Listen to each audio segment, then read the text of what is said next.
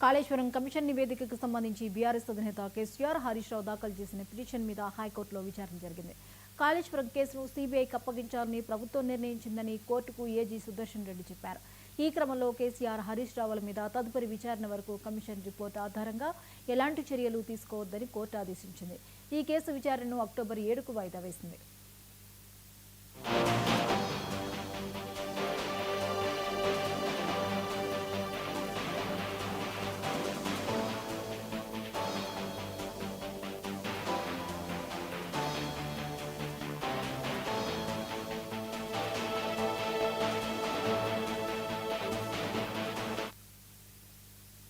Kaleshwaram commission నివేదికకు సంబంధించి BRS అధినేత కేసీఆర్ హరీష్ రావు దాఖలు చేసిన పిటిషన్ మీద హైకోర్టులో విచారణ జరిగింది. కాళేశ్వరం కేసును సీబీఐకి అప్పగించాలని ప్రభుత్వం నిర్ణయించిందని కోర్టుకు ఏజీ సుదర్శన్ రెడ్డి చెప్పారు.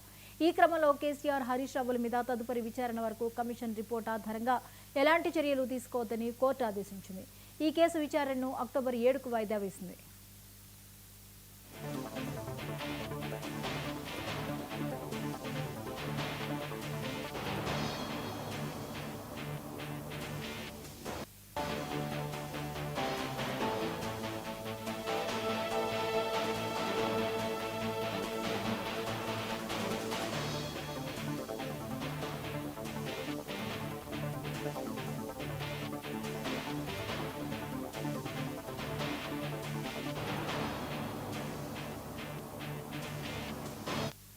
కాళేశ్వరం కమిషన్ నివేదికకు సంబంధించి బీఆర్ఎస్ అధినేత కేసీఆర్ హరీష్ రావు దాఖలు చేసిన పిటిషన్ మీద హైకోర్టులో విచారణ జరిగింది.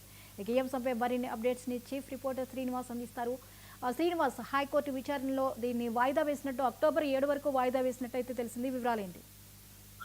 జ్యోతి, కాళేశ్వరం కమిషన్ పై స్టే విధించాలని హైకోర్టును ఆశ్రయించిన పిటిషనర్లు మాజీ సీఎం కేసీఆర్, మాజీ మంత్రి హరీష్ రావు పిటిషనర్ల పైన ఈ రోజు 4 వారాల వాయిదా మేరకు ఈ రోజు విచారణకు రావడం జరిగింది. ఈ రోజు విచారించిన హైకోర్టు ఈ విచారణను అక్టోబర్ 7కు వాయిదా వేస్తూ తీర్పునిచ్చింది.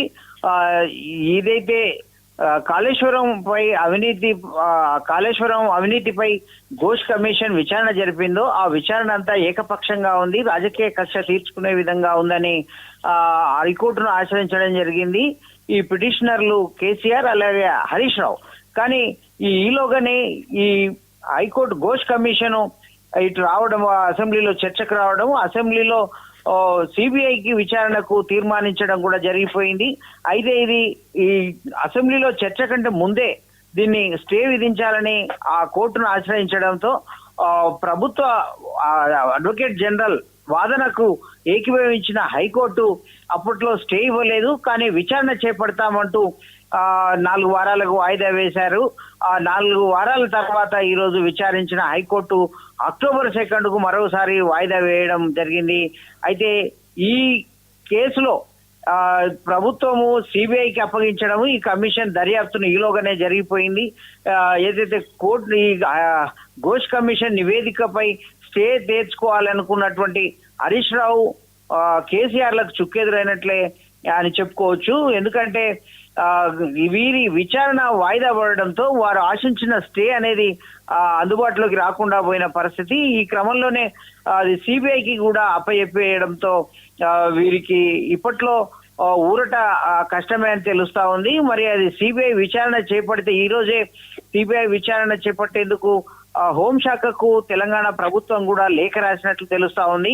సిబిఐ విచారణకు వెళ్ళిపోతే గనక ఈ స్టే తెచ్చుకోవడానికి, స్టే రావడానికి కూడా మార్గం ఇంకా కష్టతరమైన అవకాశాలు ఉన్నాయని కూడా నిపుణులు చెప్తున్న పరిస్థితి. ఏదేమైనప్పటికీ కూడా ఘోష్ కమిషన్ రిపోర్టును వివిధ దశల్లో అడ్డుకోవాలని, వివిధ దశల్లో దాని నుంచి ఊరట పొందాలని చూసిన హరీష్ రావుకు, కేసీఆర్ కు ఇది ఒక రకంగా ప్రతికూల ఫలితమే అని చెప్పుకోవచ్చు. జ్యోతి, రైట్, థ్యాంక్ యూ శ్రీనివాస్.